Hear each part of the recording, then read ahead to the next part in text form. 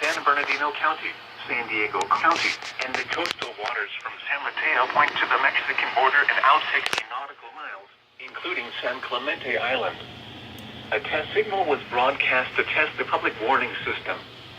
The test is normally conducted between 10 a.m. and noon each Wednesday, weather permitting. The signal was also used to test the activation and emergency readiness of the Skywar network of radio operators.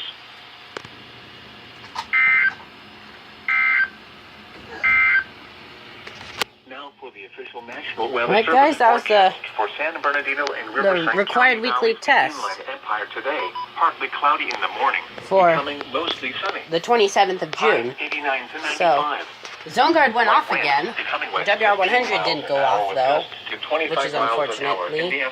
Dun, dun, dun. I'm also joined by my cousin Crone. Hey, Crone, you want to say hi to the YouTube fans? Oh, you're just too cute. Alright, that's it.